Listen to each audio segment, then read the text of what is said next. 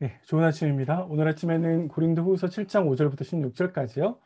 바울의 두 번째 변론, 특별히 사역에 대해서 바울이 변론을 했었는데 그걸 마무리 짓는 단락인데요. 디도를 통해서 하나님께서 주시는 위로에 대해서 우리에게 알려주고 있습니다. 제가 꽤 많이 설명드려서 이제 더 이상 설명 안 드려도 될 것 같아요. 7장 16절까지의 문맥이 어떻게 흘러오는지 이렇게 흘러온다라고 말씀드렸고, 그 문단의 마지막 디도의 보고와 위로라고 하는 문단이고요. 이 문단은 이렇게 구성되어 있습니다.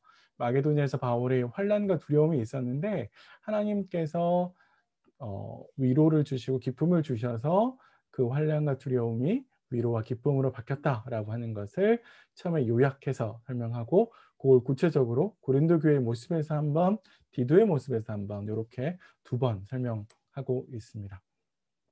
처음에 바울은 문단을 시작하면서 마게도니아에서 환난과 두려움이 있었다라고 이야기를 하는데요.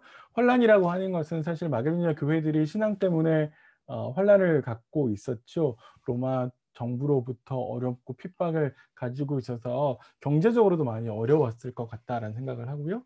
그 가운데 바울은 다시 두려움을 가지는데, 그 두려움은 고린도 교회가 문제가 있었고, 근데 그 문제가 원만하게 해결되고 있지 않은 것에 대해서 걱정을 했었습니다. 특별히 바울이 디도를 만나야 되는데 디도가 원래는 드로아에서 만나기로 했거든요. 그런데 바울이 마게도냐에 도착할 때까지 드로아에서 만나지 못하고 다시 마게도냐로 왔는데, 마게도냐에서도 디도가 빨리 오지 않아서 많은 걱정을 하고 있었죠. 그러나 사실 이제 이후의 문단을 보면 바울이 가졌던 이 환난과 두려움은 하나님이 주시는 위로의 서막에 불과하다라고 하는 것을 확인하게 됩니다. 왜냐하면 디도가 가지고 온 소식이 위로를 주었기 때문이죠. 디도는 어떤 소식을 가지고 왔냐면 고린도 교회가 회개했다라고 하는 소식을 가지고 왔습니다. 사실 바울은 고린도 교회에 눈물로 편지를 썼는데요. 2장 4절에 의하면 그 눈물로 편지 쓴 것에 대해서 잠깐 근심하기도 하고 후회하기도 했었는데, 그러나 고린도 교회가 바울의 편지를 받아들고 그것을 잘 받아들여서 회개로 이어졌다라는 거죠. 그것이 사실 바울에게는 큰 기쁨이 됐다라고 해 주고 있습니다. 그래서 사실 바울은 근심과 걱정 가운데 위로를 얻고 기쁨을 얻게 되는 것이죠. 자, 그러면서 바울은 고린도 교회가 보인 이 반응이 사실 그들이 하나님의 뜻대로 근심했기 때문에 얻은 결과라고 설명을 합니다. 하나님의 뜻은 우리의 거룩함이죠. 그래서 거룩함을 쫓아가는 근심은 결과론적으로 생명을 얻게 하지만, 반대로 세상의 근심, 곧 욕심을 쫓아가는 근심은 더 많이 가지지 못해서 근심하는 것은 사실 멸망으로 이끄는 것이죠. 그래서 고린도 교회가 디도에게 보여준 모습, 의롭게 분을 내고 열심을 내고 회개하고 열매를 맺으려고 하는 그런 모습은 사실 그들이 하나님의 뜻대로 근심한 것을 보여준다라고 볼 수 있습니다. 어, 우리가 좀 생각할 몇 가지를 생각하시고 다음 문단으로 가시면 좋겠는데요. 수술 아프죠. 하지만 몸을 지키기 위해서는 아픈 부위를 도려내야 되죠. 사실 하나님의 뜻을 따라가는 것도 신앙의 성장을 위해서, 더 큰 변화를 위해서 꼭 필요한 성장통이라고 할 수 있습니다. 근데 사실 우리가 통증이 싫어서, 지적받는 게 싫어서, 고치는 게 싫어서 계속해서 반복하고 있는 잘못된 습관은 없을까 한번 생각해 보시면 좋을 것 같고요. 두 번째는 디도는 바울의 책망이 담긴 메시지를 고린도 교회에 전달했는데, 사실 고린도 교회 이 메시지를 잘 받아들여서 그래서 회개로 나아갔죠. 그 아들 안에 깨끗함을 만들었습니다. 우리가 기억해야 될 건 뭐냐면, 나를 향하신 하나님의 뜻이 늘 기쁜 메시지, 좋은 모습으로는 오지 않는다라는 겁니다.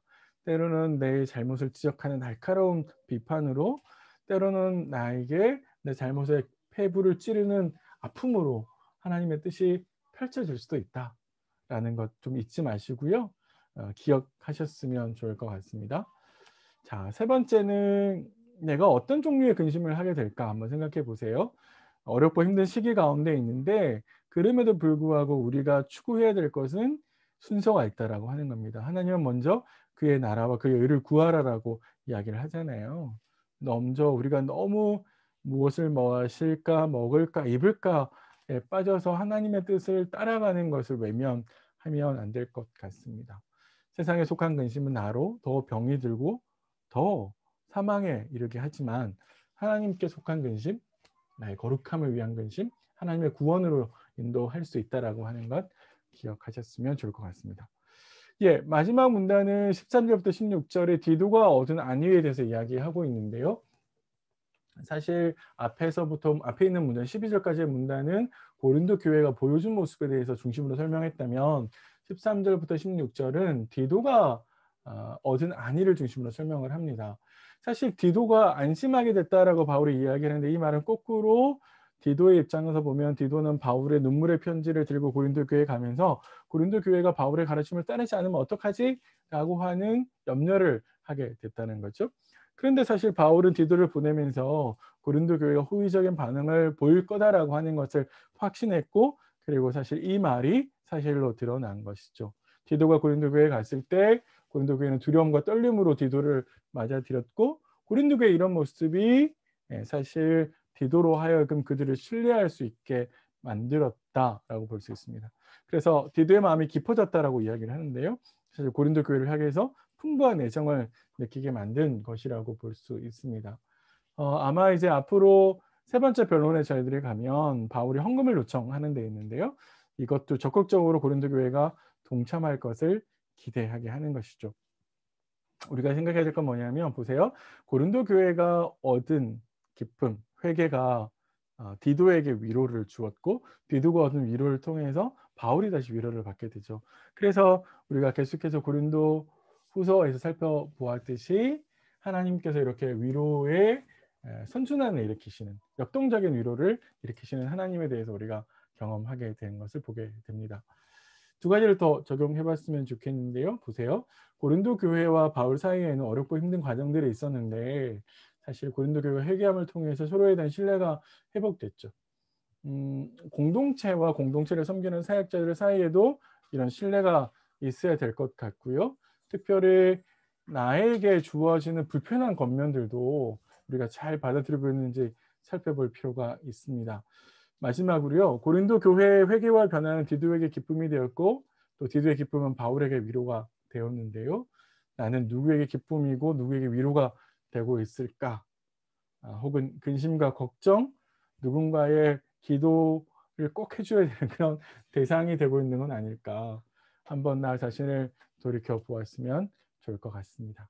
예, 오늘 하루도 이런 말씀을 가지고요. 우리 안에서 위로하시는 하나님을 경험하시는 하루가 되었으면 좋겠습니다. 저는 내일 아침에 다시 말씀으로 찾아뵙겠습니다. 오늘 하루도 평안하십시오.